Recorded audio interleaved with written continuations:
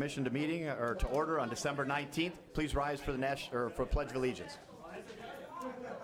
I pledge allegiance to the flag of the United States of America and to the republic for which it stands, one nation, under God, indivisible, with liberty and justice for all. Thank you. Item number 3, roll call, is already completed. Item number 4, invocation, Commissioner Carabelli. Thank you, Mr. Chairman. During this holiday season, let us keep in mind those that don't have the opportunities that we do. Let's keep them in our thoughts and our prayers. Let's keep the individuals serving our country that can't be home with their families in our thoughts and prayers. Let's keep our country in our thoughts and prayers. And let this Board of Commissioners do what's best for all residents in Macomb County. In your name, Lord Jesus Christ.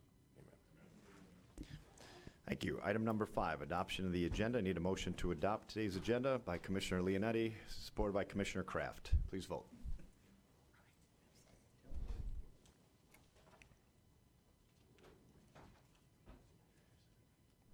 Motion passes. Item number 6, public participation. Any members of the public wishing to speak? You have 5 minutes. Any members of the public? And third time. Any members of the public? Seeing none, we're going to close public participation. Item number 7, correspondence from the County Executive's Office. We have no correspondence. We'll move to number 8, department recommendations.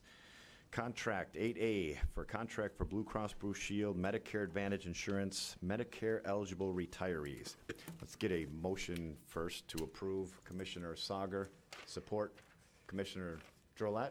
Nope. Commissioner Leonetti? All right. Good morning. Good morning, Commissioners. This first contract is our Medicare Advantage for our Medicare eligible retiree segment. The renewal represents a savings over last year, this year, 2018. So going forward in 2019, we will be paying $453,000 less. One of the main factors for that reduction is the Affordable Care Act fees were removed in 2018 going forward. So we're going to save on the Affordable Care Act fees going forward, and we also negotiated a 5% cap of increase as well. So that those two factors being considered, we do show a positive of a decrease of $453 for 2019 for our Medicare group.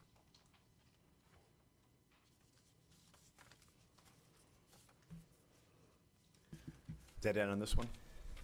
Any, Commissioner Drolet? Thank you, Mr. Chair. Well, first off, congratulations on finding a way to help bring costs down. So that's terrific. I know that some of it was federal, but it sounds like you also got a cap in. That's good news. How do these benefits that we're providing then through these contracts, is there a way to characterize how they compare to, let's say, an average full-time private employee in the county of Macomb who works in the private sector? Are these, do we have a way of marking or measuring what we're providing compared to the citizens that we represent, what they receive in a sort of equivalent full-time jobs? Yes, there is a benchmark that we could look into and compare to the private sector and other public sectors for the benefits we provide. I didn't include it here, but there is a benchmark for these benefits. These benefits represent a supplement to the Medicare that we get through the federal government, which is an 80-20 split. So these supplement those benefits on top of Medicare, which is provided by the federal government. So the rest of the contracts, I know we're talking about A, but the rest of them that we're dealing with, are they the same? The ones that we have 1, 2, 3, 4, 5 contracts here. Are they all supplemental or not all supplemental? No. This is the only supplement on this agenda. Okay. So perhaps I'll save my comments for B, C, D, and E, but I'm going to wonder how they compare again to our citizens in Macomb who are in full-time careers in the private sector, how they measure against those. So I'll wait till we get to B, C, D, and E. Thank you, Mr. Chair. Thank you. Commissioner Carabelli. Thank you, Mr. Chairman. First question is for Steve. Will this require an amendment to the budget to put that money back into the general fund? No, because this deals with the retirees. So the budget is for retiree health care, and the general fund is to cover the debt service payments on the bonds. For the bond. So All right. what this will do is positively impact the funding status of the retiree health care plan when the actuaries take this into account for the 2019 valuation, And which when is is that? When will that happen? sometime in 2020. So this goes into effect January 1 of next year. So the actuaries won't even deal or do a valuation of the plan for 19 until mid-year 2020. Okay, so hypothetically, we continue the same amount that we're contributing, and then that excess will just go to make sure it's funded at 100%? Exactly. Okay, that's Yep. what I want to understand. Thank you. Thank you, Mr. Chairman. Thank you. Let me ask real quick, John, does this have anything to do with the lawsuit that's going on right now? And this is fine to, this has nothing to do with that? Okay, great. Commissioner Sauger. John, all I can say is this is gonna save us money. Over this year, Why yes. don't you push the button and get out of here and go do your business then? Okay, thank you. I don't see any other speakers on 8A. We have a motion. Please vote.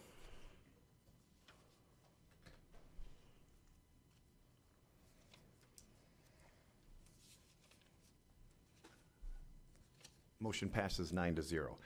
8B, contract Blue Cross Blue Shield, PPO, and Blue Care Network administrative and stop-loss fees, active employees and retirees. I need a motion to approve. Commissioner Romano, supported by Commissioner Kraft. John? Yes, these fees are associated with our self-insured status that we have with the Blue Cross and Blue Shield products, and that is our PPO and our Blue Care Network HMO. So these fees help us become a self-insured. They're required under the self-insured arrangement that we have with Blue Cross. We get the claims and we pay the claims, and associated with the claims are these fees of administrative and stop loss. Our stop loss is $350,000, which is uniform across the board for the county's health care in the self-insured segment. And since we decided in 2018 to move everything to self-insured, we have admin and stop loss fees associated with Blue Cross and HAP now.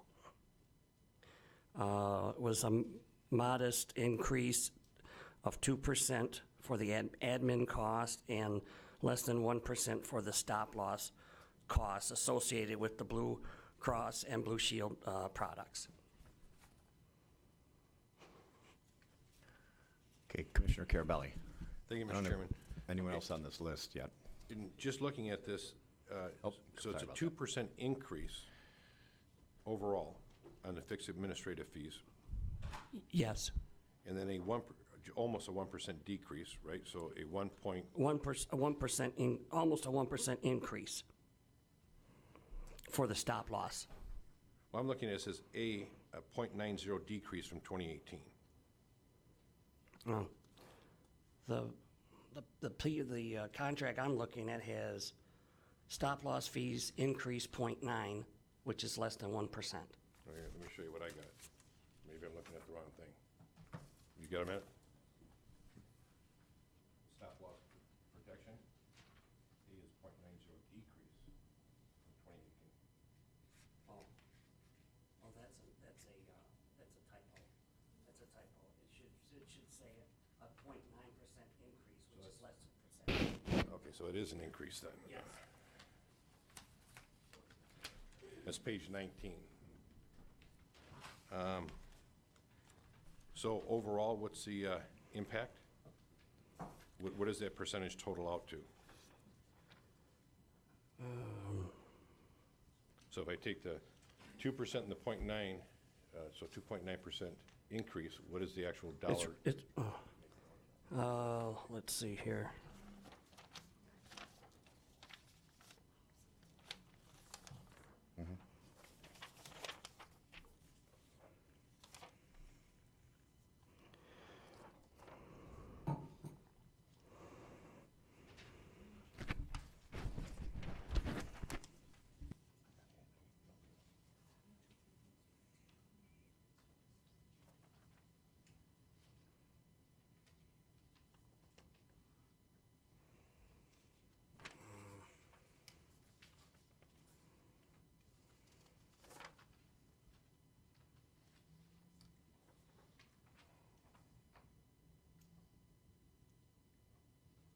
calculator, but it would be less than, Okay. it'd be about 1% of the 2.4 million or 2.5 million, so whatever that is, 1% of 2.5 million.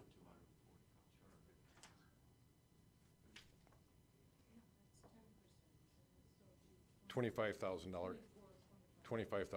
is 1%. So that's, the 1% is 25,000, so then the 2% would, I guess, be another, so it's a total of $75,000 increase? Yeah, so it'd be about 75,000. Over 2018. Okay, thank you, Mr. Chairman. Thank you. Commissioner Leonetti. Thank you, Mr. Chair. Hi, good to see you. Steve, you might want to be able to answer this one, too. When we did this a year ago, when we decided to go into the self-insured program, I think you guys said it would take about a year or a year and a half before we'd see the data to see if we have an overall savings. Do we have that information yet? I can't remember when we approved this, if it's been a year and a half or not. No, we will have a year and a half, June of this year, but they're going to do a snapshot, I think, in February to get a feel of where we're at. So based on February and then the following 3 months of claims, we will have a full year's look back. Because when we started in 2018, which was January, we started at 0. So it took 3 months to get some effective claims to start being produced. And then there's a 3-month runoff, which would be March of 2019. And then when you take that snapshot of the 1 year, you're going to be looking at around June to get the complete picture, because there's a 3-month runoff as well after March. So I guess the question is this: we don't have the data yet, but we want to approve this contract. So is there like a gut feel that we're saving money, that the data is going to show that us in March? Yes, the indications are, and you'll see that in the upcoming several contracts, the indications are from our carrier that we will be within our statutory cap, which was a 1.9% increase authorized by the state of Michigan. So we are optimistic that that's going to hold true. We will know better, obviously, in June. But at the end of the day, these are illustrative rates, and claims are claims. If you have a bad year in claims, unfortunately, it'll be representative in what we pay out. Right. And we have to sign this contract now for January, correct? We can't postpone signing anything until we have the data in June, right? I mean, we're kind of... No, we're obligated to the Right. employees who chose yeah. this in the open enrollment to proceed with this. Okay. But it's all indications are, and we knew this going forward, all indications are we are going to save money. Now, how much, I don't know. And if we have to re-examine plan designs for 2019 to stay within the cap or stay, bring the cost down, we'll have to review that as well. So Okay. there's nothing that says going forward we have to maintain this if we get bad numbers. Right. If we have a bad claim year. Right. Exactly. I get that. But this will at least give us some, hopefully, demographic data or metrics that we can utilize Right. going forward. We'll have a full year then, so each year going forward, we can say, on average, we have this many claims. Absolutely. And like I Okay. say, we've been doing this all along with our PPO product. So basically, the only change would be with HAP. Okay. Because we've never had to look back at HAP before. They were always fully insured. Okay, we'll look forward to seeing the snapshot in March. Okay, thanks. Yep. All right, thank you, Mr. Chair. And Commissioner Leonetti, keep in mind what Mr. Anderson said too. This is probably best looked at over a longer period of time, because it's just like revenues from your IRA. They come up and they come down, but you almost look at it as a smoothing over the years, because if you happen to have a bad year the first year, doesn't mean the next 3 years wouldn't make up for it and make it better. So I know they've done a lot of the research before we got to this point. Commissioner Romano. Thanks, Chair. My question was answered. I want to make sure that we could withdraw if the claims exceeded what we wanted. So we can withdraw. Yeah, we can withdraw when we do our renewal for That's what I'm talking 2020. about. Once renewal comes up, if we Yeah. could, once we look back and see the claims, we could withdraw. That is true. Thank you. Commissioner Drolite. Thank you, Mr. Chair. This is actually to you or other members of the board, because I wasn't on the board when we, when the salary started, the compensation study was done, when it was authorized. But the compensation study that was done for the county employees, did that take into account benefit levels, or was it just salaries? I'm not sure. Steve or anybody in the audience may be able to answer that. Well, you weren't here either when the salary study was commissioned, but, okay, do you know if it included a comparison of compensation in general with similar entities and whether that's public or private? So we surveyed 100 different positions that are in the county for compensation strictly. And that When was compensation strictly includes benefits or no? compensation meaning salaries. Just salary? Just So it salary. should be a salary study, not a compensation study, technically. And then there was also a kind of a survey as to what are your benefits like. It was a light benefit survey, and there's a comment in the report that says Macomb County offers very competitive benefits compared to their counterparts, which means to me that we have a nice benefit package currently. And the report also said that your salaries are a little low because of that. It didn't say because of that, I'm saying because of that. Okay, so I know that or I believe that the salary component of the study, which was the vast majority of it, looked at our salary, our compensation, financial compensation compared to other similar entities. But it also looked at compared to, I believe, other private sector entities. You know, so healthcare professional compared to the healthcare professional working at a hospital or something. But we didn't look at that as far as the cost of benefits compared to the private sector? We didn't do a deep study of benefits, no. There was a light study. of Did that benefits. light study only include benefit levels at other government institutions? No, it would have been anybody who we. Excuse me, would you speak into that microphone so we can, thank you. All right. Terribly sorry, Commissioner. That's all right, go ahead. It was a light study of the folks that we surveyed. Okay. So the individual respondents, it was a light study of that. Again, it wasn't in depth, so it wouldn't have taken benefit plans and compared them to other benefit plans. It was just, what do you offer your employees? And Macomb County compared very favorably to other employers. To other employees. I'd like to make an appointment to stop by your office and take a look at that to see what it actually went into, because I think we have spent a fair amount of money and a good amount of time trying to make sure our salary levels are both competitive and fair. But I would like to also take a look at our benefit levels and see if a private sector nurse, how they compare benefit level costs compared to a private sector or public sector here at the county, administrative, engineers, different comparisons.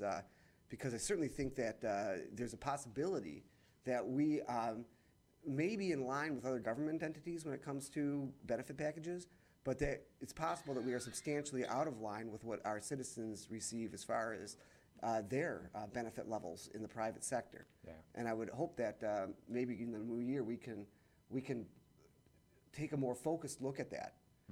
Because again, I don't think it's right that there be a difference in class or a difference in expectations of people working in similar fields when it comes to benefit levels and costs, just because one person works in the private sector and another works in the public sector. Sure, yeah, and, there's all sorts of different positions that people have.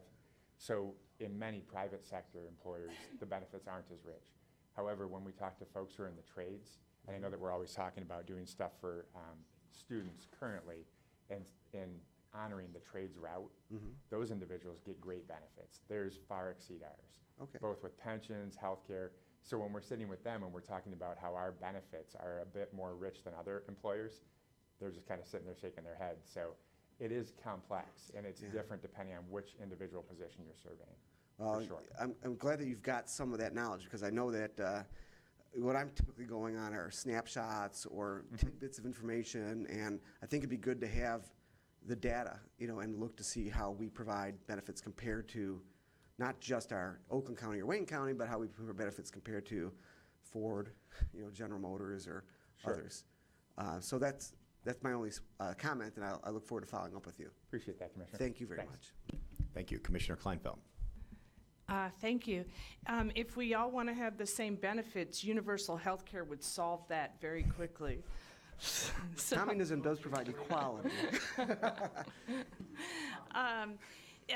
philosophically on that, at least before the Affordable Health Care Act, and even government entities were having discussions about only covering the employee and not covering their families. And I know that from my husband, the level of health care that he got went lower and lower and lower and lower. If we want to set our bar to go with every time companies and whatever changes at the federal level too, every time with their record-breaking profits, they cut more health care and more health care, we could do that. My position is we've told employees that they're going to get a certain standard of health care, and as long as we can, I intend to provide it, to set an example to companies that this is how we should be treating an employee. And while you're making record-breaking profits, how about you treat your employees this way as well? So that's my position on that. Steve, I'm a little confused about who votes on what, because we did the last agenda item was Medicare eligible retirees, and we're voting on all these medical plans, some for retirees, some for both.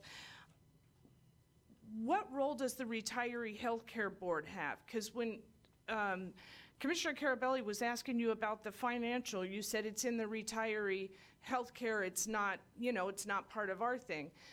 But I don't see that as what we do on the Retiree Healthcare Board. How does that come into play? The role of the Retiree Healthcare Board historically has been simply to manage the investments. That's really what we do, pay the bills. But it's really, we meet two or three times a year to approve. For about 5 minutes. Yeah, to approve investment manager fees, basically. I think the union contracts set the benefits. Yeah, serve on that board. We don't meet for 5 minutes. There's substantial money in that retiree healthcare fund. We meet for 5 minutes. I sit on that board. And Steve sits on that board. How long would you say our meetings go? On the retiree healthcare, I think Commissioner Brown. He's thinking pension on the Trust retiree. board, I think. Retiree healthcare, we meet for 5 minutes because, like he said, we're approving we're not doing anything. We're only approving the percentages of the investments. That's why I was asking: is this in the wrong place? Should we be doing that, or should? I believe it belongs here. Okay. Because all it right. involves employee contracts and the costs, and those are all part of employee contracts. I think it belongs here. Okay, that was my question. Thank you. Okay, thank you. I don't have any other speakers. Please vote. In a minute.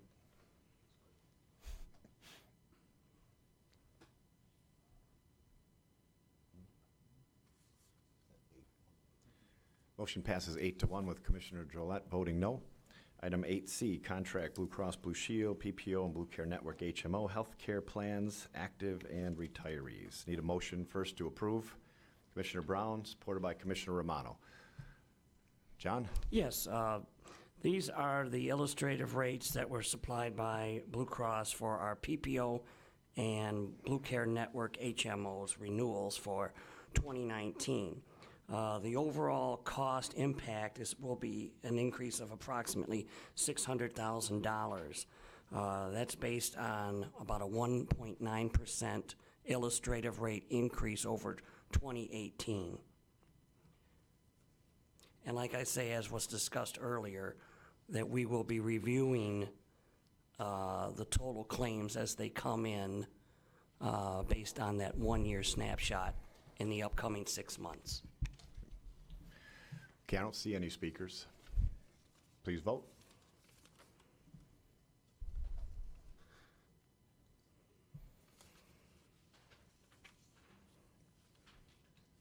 Is that this one? Motion passes 8-1 with Commissioner Drollet voting no. Item 8D, contract HAP HMO administrative and stop-loss fees, active and retirees. Motion to approve. Commissioner Leonetti, supported by Commissioner Sauger. Yes, these are the admin and stop-loss fees associated with our self-insured status that we started in 2018 with the HAP HMO product.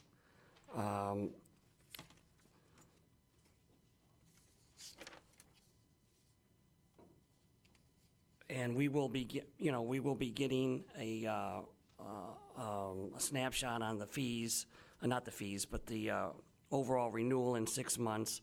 The fees are generated from a snapshot of regional, so they're not necessarily based exactly on the county. HAP does a regional snapshot when they develop their admin and stop-loss fees.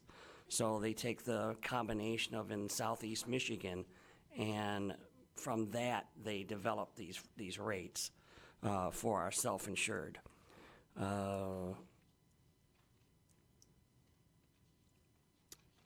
That's about it on those.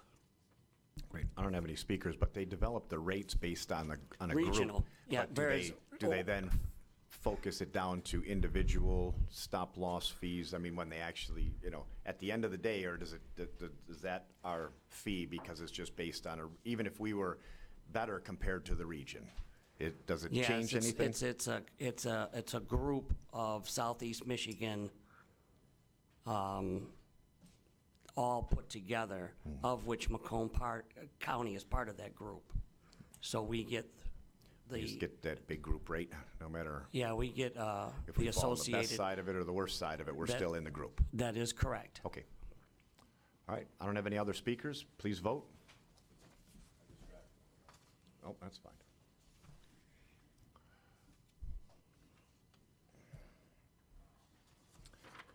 Okay, motion passes 8-1. Commissioner Drollet voting no. 8E, contract HAP HMO healthcare plan, active employees and retirees. Motion to approve. Commissioner Kraft, supported by Commissioner Kleinfeld. John? Yes, this is the illustrative rates that we received back from HAP for our HMO renewal for 2019. And we expect to have a more concrete number in 6 months. This represents an overall 2% or over little over $200,000 increase from 2018 for our HAP HMO product. Great. I don't have any speakers on this. Anybody? Jim? Just real quick, what's the total impact dollar-wise? For everything? $220,000 over 2018. Okay, Mr. Chairman, so is this, you're going to come forward with a budget amendment on this then? Steve, are we looking at a budget amendment on all these? Because, I mean, obviously, we're not even to the contracts. This is a significant number change from at least the budget that we just passed, so. I would say no at this point. We're talking about a 2% increase, roughly. We budgeted a 4% increase. So some of this is already built into the budget. And that's part of the question, right? Right, so we've already built in this plus some more into the budget. Again, since we're self-insured, I'm a little hesitant to do a budget adjustment depending on claims. The other thing is, maybe we're talking another $200,000 overall, and we're spreading that across all the funds and trying to take into account funding status and grant reimbursements. So there's more than one budget adjustment, or there's more. The budget adjustment would involve more than just the general fund. It'd be pretty complicated to try to figure out. Okay, but in the overall, you included 4%, you included a 4% estimated increase for Right. 19, and it looks like we're gonna be About 2. at 2. So, Yeah.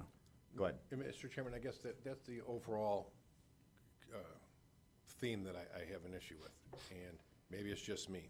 So if I budgeted 4% and it came in at 2% and it's $220,000, that means I have $220,000 left over that I can use and apply to something else that's sitting out there that's not allocated for. Yet we're scraping around trying to come up with dollars and cents for certain projects or for negotiations or different things.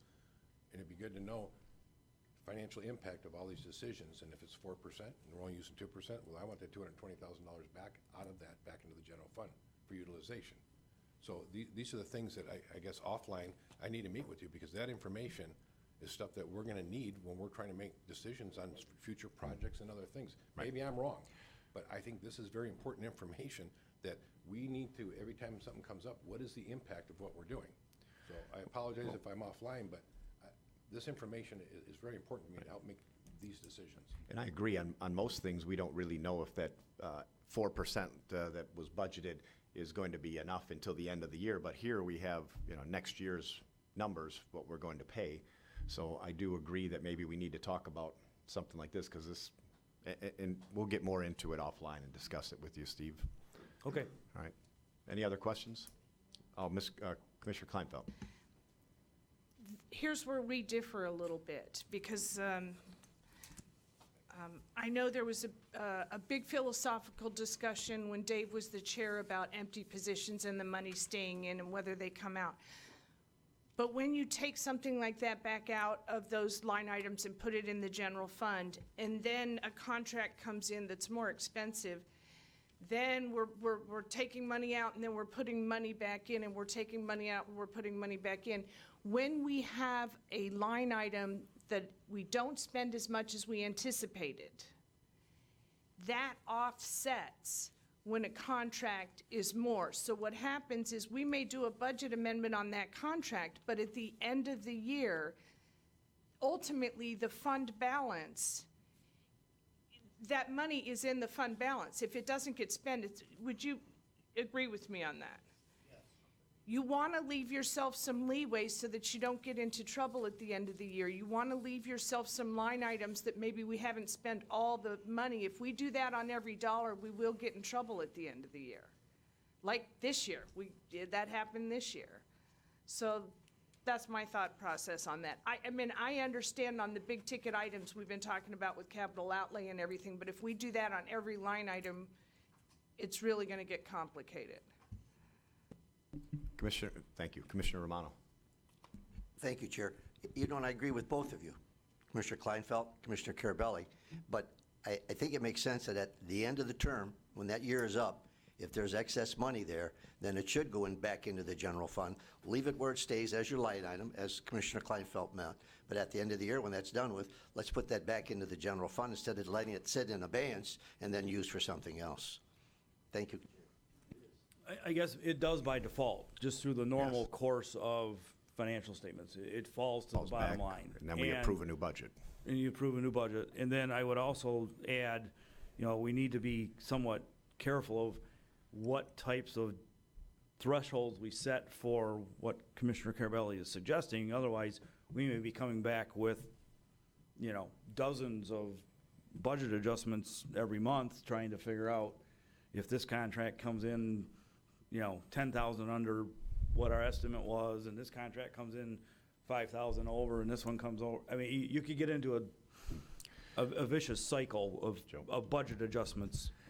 Steve, can I ask you though, these numbers though that we're getting are what we are paying, what is set for the next year, right? This is going to be, so there's a difference between, and listen, we'll talk more about it, but right. The difference between the regular budget items that you're guessing what everybody's going to spend throughout the year is different than, this is what we put in. Now, right at the beginning of the year, we know that we're not going to spend that much. It's not even a question. This is, I think, different than a normal budget item. Oh, so that's because we're self-insured. Okay, and that's my point. So if we reduce it based on the illustrative rates, and then we have a bad claim year, now we could be over budget. All right. So we've got that 2%. Well, we have a little more learning to do probably offline on this too, because we're not as intimate with all of this as you. And again, this is just kind of as a matter of reference. So our total healthcare spend on employees is about $24 million a year. So a 2%, so for a 4% increase, we built about $960,000 into the budget. Okay. At 4%. If it's at 2%, now we're talking 480,000. Grant reimbursements are worth about 25%. Now you're talking $300,000 to $350,000. Just conceptually. I don't have any idea what you just said, but I trust you on that. You can't dazzle them with brilliance. I don't have any other speakers. Please vote.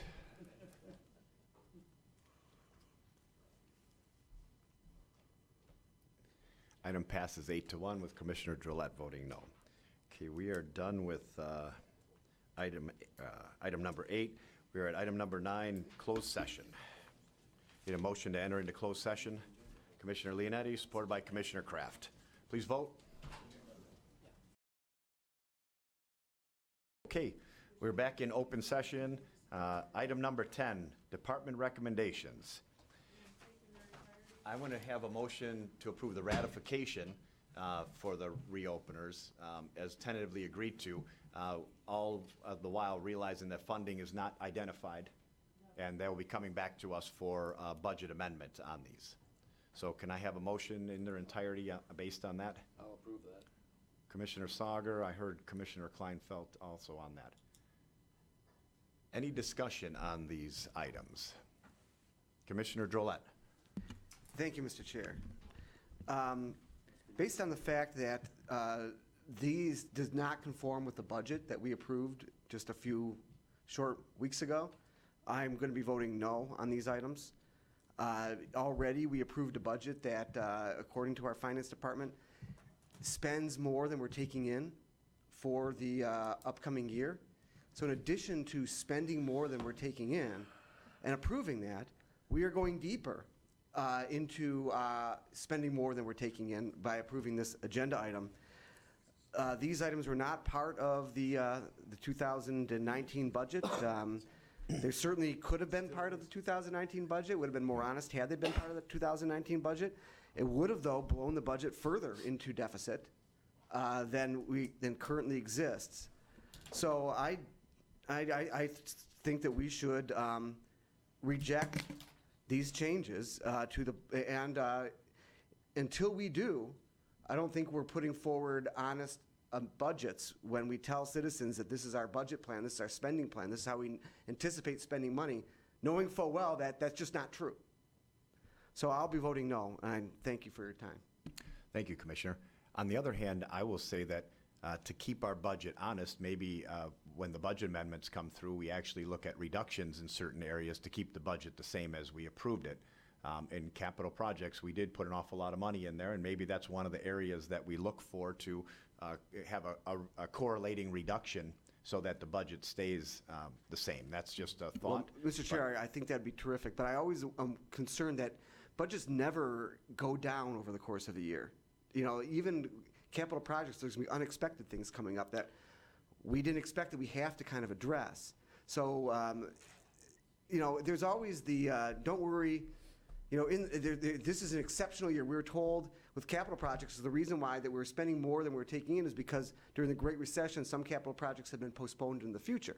And that's why this year is special and that we're spending so much extra. And now this is another reason this year is special. Every year, and this is not just this board, and so many areas of budgeting when it comes to government, every budget is special and there's super reasons why it couldn't be done right this year. But don't worry, in the future, it's going to be done right someday by some board or some group or some legislature. And it just never ends, the super special reasons why the super special circumstances have super specially occurred. And that dream of a budget process that's realistic just never happens. So thank you. Thank you, Special Commissioner. I do believe that it is us and our job maybe to look at being the board that holds the line. And you know, there are a lot of capital projects on there that might be able to be, you know, kicked down the road and, you know, smoothed into future budgets. Salaries and wages are our main driver here in the county, and they're, you know, what keep our workers here too, working for us and providing all the services. So I think you're right, but I don't think this is super special. This is something that we anticipated. Unfortunately, we weren't in on the anticipation part of it, but we need to make adjustments in other areas when they come to us with budget amendments. So those are things we need to look at. I don't have any other speakers on this, so, oh, I do. Well, I have a hand Mr. raised. Chair, I'll call the question. Mr. Chair, I'm going to call the question. Let's vote. Yeah. No, we have discussed this at length, and I think it's time that we vote on it. Yeah, It's not- that simple. debatable. All right, he's called the question, so we need to vote on the calling the question. Okay. All right. Well, are you ready for, you ready to do that, or should we? Okay. Yep. We'll vote on the calling the question. No.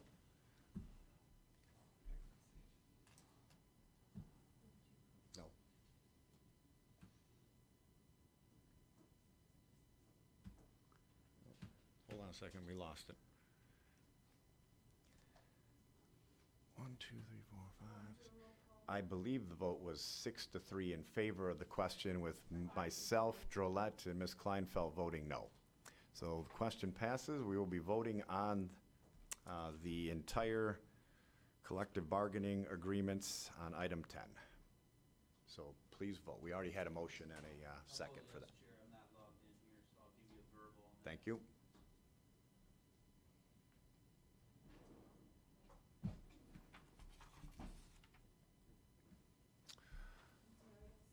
And that will be 8-1 with Commissioner Drollet voting no. You are all set. Thank you, Commissioners, for the discussion and for the ratification. Appreciate it. Thank you, Andy. Thanks. Thanks, everybody. You never broke a sweat. That's why I wear this coat, because I'm like, disgusting. Item number 11, I just wanted to, well, we don't even need item number 11. I'm here, but, yeah. But I'll just mention it, that you were at a drain board meeting, and that's why you were late, Commissioner Majek. If I can speak very quickly. Yes, please. At 11:30, in about a half hour from now, there's going to be an OMID meeting, Oakland Macomb Intercept Drainage District meeting. Candace Miller serves on that board, and that's at her office, Public Works, at 11:30 today. And they're going to have a presentation by Dr. Gary Brierly, Dr. Mole, who's going to give the reasons for the sinkhole. So that's going to be out in the public now, and also potential litigation that goes along with that. I wanted to invite you all to that very good presentation at 11:30 today at Candace's office. So hope you guys can attend. I'm going to go back there for that meeting as well. Great, thank you. Thank you. Item number 12, correspondence. Need a motion to receive and file the documents related to the CMH funding discussions. Commissioner Sauger, supported by Commissioner Yeah, Commissioner Kraft is down at the meeting down there regarding CMH. Well, I'll speak to it a little bit. Kathy Vosberg is on that board. She was invited to the second meeting on CMH and their funding issues where we weren't invited to. Kathy put her foot down and said, I think that the Board of Commissioners should be involved in this. I know all of you got this email, but I just want to, in case you didn't read it. Based on that, we got a, I'm not sure if it was an invitation, but you can come if you want to, kind of invitation. So Phil is down there right now, both a perfect representation for the board and for the CMH. So we should get a little more information. He'll give it to Patty. I'll forward it to all of you because this is something that we all need to be very concerned about. Item, any other motion or mention of CMH? Any other? Veronica, would you like to say anything so we can cut you off? All right, well, I need a motion to receive and file. We had one already. All right, please vote.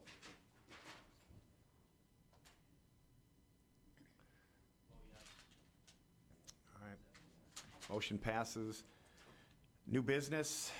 Any commissioners with new business?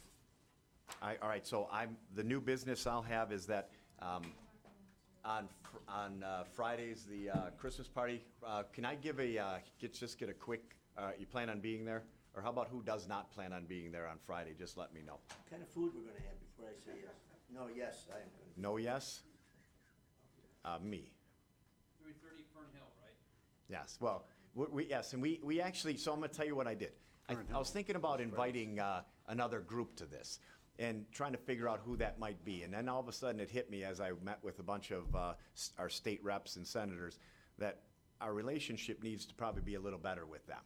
They're out of session as of Thursday. They're all gonna be back in the area. I invited them to show up and say hi and have a drink and some food. I invited them for 4 o'clock. We start at 3:30. So hopefully we'll see a handful of them there and have an opportunity offline to have some conversations on what just happened up in Lansing and maybe where we can go moving forward with them. Yes. All right. Any other new business? Public participation? I don't see anybody in the public. Motion to adjourn. Drollet, Leonetti, please vote.